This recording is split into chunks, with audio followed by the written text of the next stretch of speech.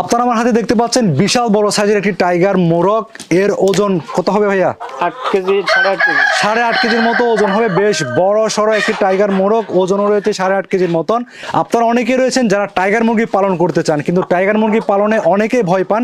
আমি তো আসলে টাইগার মুরগি পালন সম্পর্কে তেমন কিছু জানি না, ভ্যাকসিন সম্পর্কে তেমন কিছু জানি না, ভাইরাস সম্পর্কেও জানি না। আসলে কি আমি টাইগার মুরগি পালন করতে পারবো, বা টাইগার মুরগি পালনে কি আমার মুরগিগুলোকে আমি বাঁচিয়ে রাখতে পারবো? বেশিরভাগ সময় দেখা যায় আপনারা এই টাইগার মুরগি পালনে ভ্যাকসিন সম্পর্কে না জানার কারণে টাইগার মুরগি পালনে আপনারা ক্ষতিগ্রস্ত হন, বা টাইগারের যে মুরগিগুলো রয়েছে এগুলো মারা যায়। আজকের পর্বে আমার পাশে দেখতে পাচ্ছেন একজন সফল উদ্যোক্তা, যিনি টাইগার মুরগি পালন করে বেশ ভালো সাড়া ফেলেছেন। তো আজকে আমরা অবস্থান করছি বাগেরহাট জেলায়। তো আজকে যে উদ্যোক্তা ভাই আমাদের সাথে রয়েছেন, উনি আমাদেরকে ধাপে ধাপে টাইগার মুরগি পালনের যে ভ্যাকসিনগুলো দিতে হয় এই ভ্যাকসিনগুলো সম্পর্কে বিস্তারিত জানাবেন, যাতে করে নতুন এবং পুরাতন খামারে যারা রয়েছেন আশা করছি তাদের ভ্যাকসিন সম্পর্কে আর কোনো ধরনের প্রশ্ন থাকবে না। আপনারা নিজেরাই নিজেদের খামারে ভ্যাকসিনগুলো দিতে পারবেন এবং আপনাদের মুরগিকে মরণ ব্যাধি থেকে আপনারা বাঁচিয়ে রাখতে পারবেন। তো ভাইয়া কেমন আছেন আপনি? জি আলহামদুলিল্লাহ ভাই ভালো আছি, আপনি ভালো আছেন? হ্যাঁ আমিও ভালো আছি। তো আজকে তো আপনাদের খামারে আমরা রয়েছি, ভ্যাকসিন সম্পর্কে জানবো। তো প্রথমে আমি জানতে চাইবো আসলে ভ্যাকসিনগুলো না দিলে মূলত এই মুরগি পালনে কি কি ক্ষতি হয়ে থাকে? মুরগি পালনে কেউ যদি আপনার ভ্যাকসিন যদি কেউ না করে থাকে তাহলে আপনার লাভ করা সম্ভব হবে না। কারণ হচ্ছে একটাই যে বিভিন্ন রোগের থেকে বাঁচার উপায় হচ্ছে ভ্যাকসিন। আর ভ্যাকসিন যদি না দেয় তাহলে বিভিন্ন রোগে আক্রান্ত করে ফেলে সেটে। তখন আপনার এই আজকে একটা মরে কালকে একটা মরে, এইভাবে শুধু মরার জন্য হয়ে যায়, ঝামেলা হয়ে যায় এবং সমস্যা রোগের জন্য রোগে আক্রান্ত করে ফেলে। তো ভ্যাকসিন থাকলে আপনার রোগের থেকে বাঁচার উপায় ভ্যাকসিন দিতে হবে। আচ্ছা, তো এখন এই যে আপনারা যে মুরগি পালন ক্ষেত্রে যে রোগ বালাইগুলো হয় মরণ ভেদি থেকে বাঁচানোর জন্য ভ্যাকসিনগুলো দিতে হবে। আচ্ছা, আসলে এটার যে ওজন, আমি এটা আমরা তাহলে এটা একটু রেখে দিই, রেখে আমরা একটু কথা বলি ভ্যাকসিন সম্পর্কে। আচ্ছা, এটা একটু রেখে দিবেন। তো ভাই, একজন নতুন খামারি যখন মুরগি পালনের জন্য এই টাইগার মুরগির বাচ্চাগুলো নিয়ে যাবে, সেটা হচ্ছে জিরো সাইজের বাচ্চা। আচ্ছা, জিরো সাইজের বাচ্চাকে শুরু থেকে কতদিন বয়সে কোন ভ্যাকসিনগুলো দিতে হয়? সর্বপ্রথমে আপনার মারেক্স ভ্যাকসিন করতে হবে। মারেক্স ভ্যাকসিন করার 7 দিন পরে আপনার রানীক্ষেত ভ্যাকসিন দিতে হবে। রানীক্ষেত দেওয়ার পরে 15 দিন পরে আবার গাম্বুরা ভ্যাকসিন দিতে হবে। তার 15 দিন পরে আপনার লাগে আবার রানীক্ষেত ভ্যাকসিন করতে হবে। তার 15 দিন আবার হচ্ছে গাম্বুরা ভ্যাকসিন। এরপরে আপনার হচ্ছে কৃমি, যদি নাকি সে আপনার এই ডিমের জন্য উৎপাদন করে, লেয়ারের ভাবে পালন করে ডিমের জন্য, তাহলে ওইখানে আপনার কৃমির জন্য একটা ডোজ করতে হবে। কৃমি আর যদি নাকি সে আবার আপনার প্যারেন্টস করে, তখন সে এই আপনার ভ্যাকসিন দিতে হবে, কলেরা ভ্যাকসিন। 6 মাস যখন বয়স হবে তখন কলেরা ভ্যাকসিন দিতে হবে।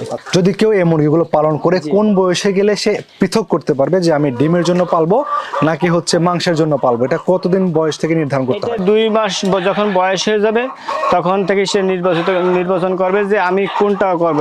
যদি নাকি সে ডিমের জন্য করে তখন খাবার চেঞ্জ করতে হবে। ব্রয়লার ফিড থেকে তখন লেয়ার 1 খাওয়াতে হবে। আচ্ছা, এইভাবে খাবারের ভিতরে অনেকটা ডিফারেন্স আছে। যে আপনার যদি গোশের জন্য উৎপাদন করে তাহলে আপনার খাওয়াইতে হবে ব্রয়লার ফিড। আর যদি নাকি সে ডিমের জন্য উৎপাদন করে তখন সে ওই খাবারটা খাওয়াতে হবে লেয়ার 1 এবং লেয়ার 2।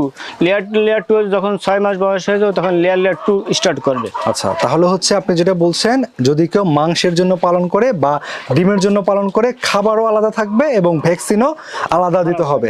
আচ্ছা, এখন ভ্যাকসিন যখন আমরা কেউ প্রয়োগ করব, যে ভ্যাকসিনগুলো বললেন, মুরগির আসলে কোন অংশে, মানে শরীরের কোন অংশে ভ্যাকসিনটা প্রয়োগ করতে হয়? আপনার ভ্যাকসিন সবসময় আপনার ইসের ইনজেকশন মাধ্যমে দেওয়া যায় এবং পানির সাথে মিলিয়েও খাওয়ানো যায়। যেমন আপনার সেটে যদি 500-1000 মুরগি থাকে তখন ওইটা আপনার এই ইনজেকশন করে অনেকে দেয় না, পানির সাথে খাওয়ায় দেয়। হ্যাঁ, কারণ এতগুলো মুরগি তো সম্ভব না। জি। আচ্ছা, তখন সেক্ষেত্রে মানে পানির সঙ্গে দিতে হয়। আচ্ছা, এখন এই যে একটা মুরগি প্রাপ্তবয়স্ক হয় কতদিন বয়সে বলছিলেন? আপনার 2 মাস যখন বয়স হয় তখন যদি সে ওই সময় ডিসিশন নিতে হবে যে আমি এটা এখন সেল করে দেবো না আমি লেয়ারের জন্য পালবো, ডিমের জন্য পালবো, বা আমি প্যারেন্টস করে আপনার হ্যাচারি করবো। ওইটার ডিসিশন 2 মাসের সময় ওইটা চেঞ্জ করতে হবে। খাবার এবং ভ্যাকসিন দুটোই সব কিছু মিলে একসাথেই করতে হবে। আচ্ছা, তো এই ক্ষেত্রে দেখা যায় যখন আপনারা শুরু থেকে যখন ভ্যাকসিনগুলো দেওয়া শুরু করেন, এটার পরিমাণটা কতটুকু দেন একটা মুরগি প্রতি? একটা মুরগিরে আপনার চোখে যদি দেওয়া হয় তাহলে 1 ফোঁটা করে দেওয়া হয়, আর ইনজেকশন দিলে তাহলে আপনার 1 সিসি করে দেওয়া হয় এইভাবে। আচ্ছা, আর যদি পানির সঙ্গে দেওয়া হয়? পানির সঙ্গে দিলে আপনার এই 1000-এর ডোজ আছে, 500-এর ডোজ আছে, ওইভাবে দিয়ে পানির লিটার একটা মাপ থাকে, ওই মাপের ভিতরে পানির সাথে মিলিয়ে দিতে হয়। আচ্ছা, এখন যদি কেউ এই মুরগি পালন করতে চায়, পালন করার ক্ষেত্রে ধরেন সঠিকভাবে ভ্যাকসিনগুলো প্রয়োগ করলো, পাশাপাশি এই যে আমাদের বর্তমান সময়ে গ্রীষ্মকাল চলছে, এখন কোন ব্যবস্থায় বা কোন মাধ্যমে মুরগিগুলোকে রাখলে মুরগিগুলো সুস্থ থাকবে? সবচেয়ে আপনার মাছার পরে যদি কেউ মুরগি পালে তাহলে বাতাসটা, আলো বাতাসটা সুন্দর পায়, গ্যাস হয় না। আর সুন্দর মেইন হচ্ছে মুরগির খামারে একটা হচ্ছে গ্যাসের সমস্যা। গ্যাসে যদি মাছার পরে পালে তাহলে বাতাসটা নিচের থেকে উপর থেকে সুন্দর বাতাস পায়, তার জন্য কোনো সমস্যা হয় না। জি। আচ্ছা, এখন আমাদের যে নতুন উদ্যোক্তারা রয়েছেন বা নারী উদ্যোক্তা বোনেরা রয়েছেন, তাদের জন্য আসলে ভ্যাকসিনগুলো নিয়ে আপনার কোনো পরামর্শ আছে কিনা? আমার পরামর্শ একটাই থাকবে তাদের উদ্দেশ্যে, যে ভ্যাকসিন প্রক্রিয়া করলে আপনার মুরগি সুস্থ থাকবে, সুন্দরভাবে খামারটা আপনার একটা ভালো পজিশনে থাকবে, তাতে লাভবান হওয়া যাবে। আর ভ্যাকসিন যদি সে সুন্দরভাবে না করে তাহলে বিভিন্ন ঝামেলা আসতে পারে, রোগ ব্যাধির সাথে জড়াইতে পারে। তার জন্য আপনার ভ্যাকসিন করতে হবে। আর যদি সে ভ্যাকসিন করতে না বোঝে কিভাবে কি করতে হবে, তাদের আমাদের সাথে পরামর্শ করতে পারে। আচ্ছা, সেক্ষেত্রে আপনারা সহায়তা করে থাকেন? জি, ইনশাআল্লাহ। আচ্ছা, তো আপনারা আজকের পর্বে যে ভাই যে ভ্যাকসিনগুলোর নাম বলেছেন, একদম ধাপে ধাপে কিন্তু বলে দিয়েছেন কোন বয়সে কোন ভ্যাকসিনটা আপনারা প্রয়োগ করবেন। আশা করছি এইভাবে ভ্যাকসিনগুলো আপনারা দিলে আপনাদের যে মুরগি মারা যায় বা বিভিন্ন ধরনের সমস্যা হয়, এই সমস্যাগুলো আশা করি হবে না। কারণ ওনারা কিন্তু অভিজ্ঞ খামারি, ওনাদের পরামর্শ মতো আপনারা মুরগি পালন করলে এই ধরনের সমস্যা হওয়ার কথা নয়, এবং আপনারা কিন্তু এই মুরগি পালন করে শতভাগ আশা করছি লাভবান হবেন। তো আপনারা যারা আমাদের চ্যানেলটিতে নতুন দর্শক রয়েছেন, আমাদের চ্যানেলটি সাবস্ক্রাইব করে রাখবেন, এবং যদি আপনি ফেসবুক পেজ থেকে দেখেন আমাদের পেজটি ফলো দিয়ে রাখবেন। আপনাদের সাথে দেখা হবে পরবর্তীতে অন্য কোনো প্রতিবেদন, অন্য কোনো উদ্যোক্তার সঙ্গে। সে পর্যন্ত ভালো থাকুন, আল্লাহ হাফেজ।